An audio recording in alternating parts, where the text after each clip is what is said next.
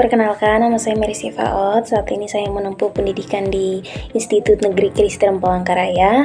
Saya mengambil prodi yaitu Manajemen Pendidikan Kristen dengan NIM 243113011.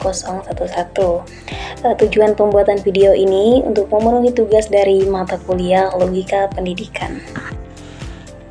Baik, materi yang akan kita bahas saat ini yaitu tentang silogisme.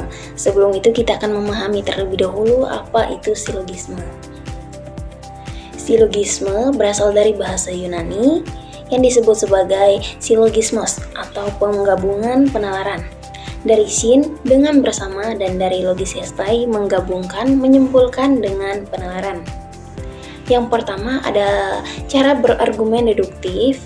Absah manapun yang mempunyai dua premis dan satu kesimpulan. Jadi premis-premis demikian yang terkandung dalam premis-premis konklusi harus menyusul. Jadi dalam sebuah kalimat silogisme ini dijadikan salah satu kesimpulan. Nah, yang kedua itu suatu bentuk penalaran yang memungkinkan dengan adanya dua kalimat atau proposisi-proposisi ketiga yang disimpulkan dari proposisi itu sendiri. Baik, di sini ada silogisme kategorial adalah suatu proses penarikan kesimpulan secara deduktif. Nah, silogisme disusun dari dua proposisi yaitu pernyataan dan sebuah konklusi yaitu kesimpulan. Proposisi yang mendukung silogisme disebut dengan premis yaitu terdiri dari premis mayor, premis minor, dan middle term atau term penengah. Premis mayor sendiri yaitu premis yang termnya menjadi predikat, sedangkan premis minor yaitu premis yang termnya menjadi subjek, dan middle term atau term penengah yang menghubungkan di antara dua premis. Middle term atau term penengah tidak pernah ditulis pada kesimpulan atau dihilangkan. Demi lahirnya konklusi, maka pangkal umum tempat kita berpijak harus merupakan proposisi universal, sedangkan pangkal kusut tidak berarti bahwa proposisinya harus partikular atau singular, tetapi juga bisa proposisi universal. Di dalam contohnya kita bisa menyebutkan premis mayor yaitu sebuah mahasiswa UI pintar, sedangkan premis minornya Dewi adalah mahasiswa UI, dan konklusi atau kesimpulannya adalah Dewi pintar. Dari contoh yang kita bahas, kita bisa menyimpulkan bahwa silogisme terdiri dari tiga pernyataan. Dua pernyataan pertama disebut sebagai premis dan satu kesimpulan disebut konklusi. Kemudian ada yang namanya silogisme hipotetik, di mana silogisme hipotetik ini adalah argumen yang premis mayornya berupa proposisi hipotetik, yang mana premis mayornya berupa proposisi hipotetik, sedangkan premis minornya adalah proposisi kategorik. Ada 4 macam silogisme hipotetik, yaitu yang pertama silogisme hipotetik yang premis minornya mengakui antecedent. Yang kedua, silogisme hipotetik yang premis minornya mengakui bagian konsekuennya. Yang ketiga, silogisme hipotetik yang premis minornya mengingkari antecedent. Dan yang keempat, silogisme hipotetik yang premis minornya mengingkari bagian konsekuennya.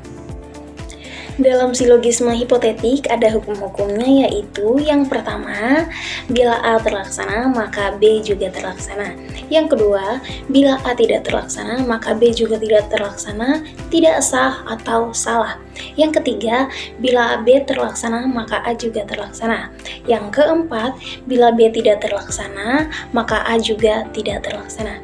Dari sini kita bisa mendapatkan perbedaan bagaimana dengan silogisme kategorik dan silogisme hipotetik. Ada silogisme disyunktif, yaitu silogisme yang premis mayornya keputusan disyunktif, sedangkan premis minornya keputusan kategorik, yang mengakui atau mengingkari salah satu alternatif yang disebut oleh premis mayor. Kemudian silogisme disyunktif ini ada dua macam, yaitu silogisme disyunktif dalam arti sempit dan disyunktif dalam arti luas. Untuk silogisme disyunktif dalam arti sempit yaitu silogisme disyunktif yang mayornya mempunyai alternatif kontradiktif. Contoh dari silogisme disyunktif dalam arti sempit yaitu Dewi lulus atau tidak lulus, Dewi lulus jadi Dewi bukan tidak lulus.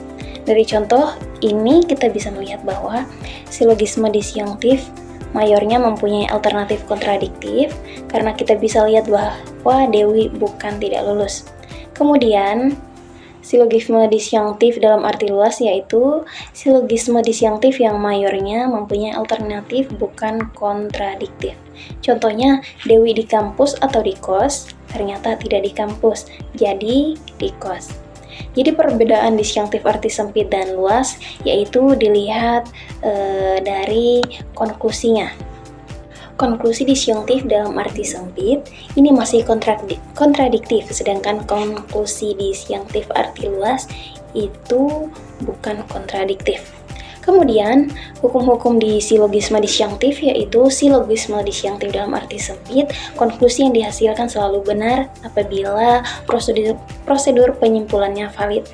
Silogisme dalam arti luas, kebenaran konklusinya ada dua, yaitu yang pertama, bila premis minornya mengakui salah satu alternatif maka konklusinya sah. Yang kedua, bila premis minornya mengingkari salah satu alternatif, konklusinya tidak sah. Itu adalah hukum-hukum silogisme disjunktif. Yang keempat ada dilema. Dilema adalah argumentasi, bentuknya merupakan campuran antara silogisme hipotetik dan silogisme disjunktif.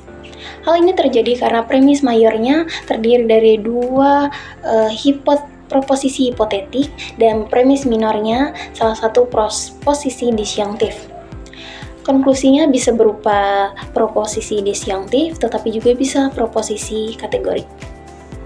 Dalam dilema terkandung konsekuensi, yang kedua kemungkinannya sama berat. Kemudian, adapun konklusi yang diambil selalu tidak menyenangkan. Pada contohnya adalah seperti dalam sebuah debat, dilema dipergunakan sebagai alat pemojok, sehingga alternatif apapun yang dipilih, lawan bicara selalu dalam situasi yang tidak menyenangkan. Sekian materi yang kita bahas mengenai silogisme, di mana silogisme itu terdiri dari silogisme kategorik, hipotetik, disjunktif, dan dilema. Semoga materi ini bermanfaat untuk teman-teman. Teman-teman boleh mengerti materi yang saya sampaikan.